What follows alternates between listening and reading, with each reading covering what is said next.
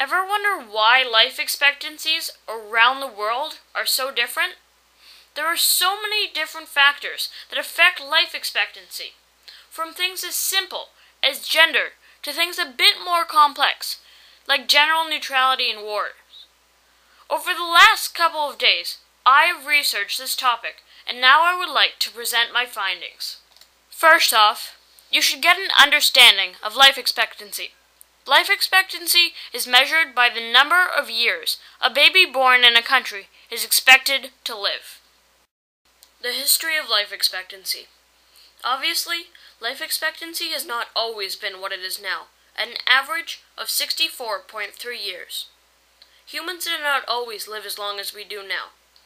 In the Upper Paleolithic time period, which started when humans began to use tools, about 50,000 years ago to about 10,000 BC, humans lived approximately 33 years, about half as long as we live now, but not bad for cavemen.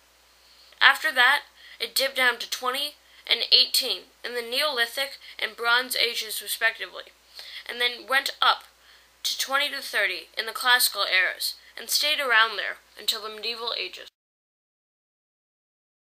So now that you know what life expectancy is, and you know its history, you may be wondering why there is such a huge variance across the world in life expectancy. There are many factors that affect the life expectancy of a country, but the main one, of course, is things that affect entire countries, like famine, natural disaster, and war. Another negative factor of life expectancy is disease. An example of this is in Africa. While other countries' life expectancies rise because of healthcare, here they plummet because of an AIDS epidemic.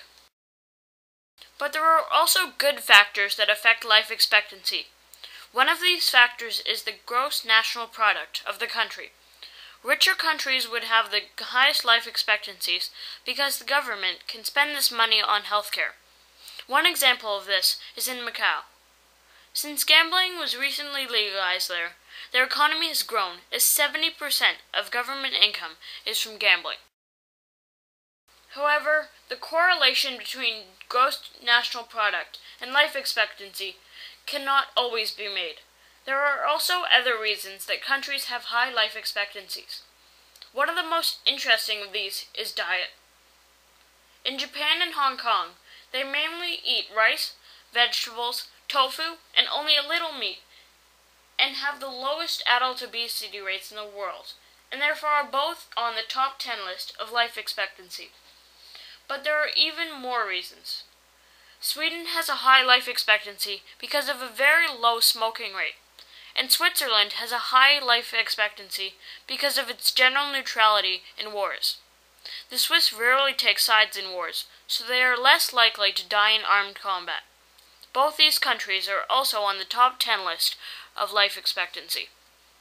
Life expectancy can also be looked at on an individual level, and therefore there are factors that affect life expectancy on an individual basis. One of these factors is gender. Women tend to live longer than men. The worldwide average is 66 years for women, but only 62.7 for men. The difference of life expectancy between men and women is 4 to 6 years in North America, but 13 in Russia. This is largely due to the fact that more men drink more alcohol, smoke more, do more drugs, and die in wars more often. Throughout history, there have been many tall tales about long-living persons, or ways to make oneself more youthful. These are called longevity myths. One of the most famous longevity myths is the Fountain of Youth, but there are many more. Some of these include the Shangri-La myth, religious spirituality myths, and even nationalism. An example of the nationalism longevity myths is during the Cold War. 106,000 Americans said that they were over 100 years old, to brag that their lifestyle was better than the Russians, and that it increased life expectancy. 2 Americans said that they were 125 and 126, to counter the claim that the Russians had a 160-year-old man. Despite all these claims, the oldest recorded person was a woman who lived 122 years, Jeanne Calment of France. I hope you have enjoyed my presentation and now know a bit more about life expectancy.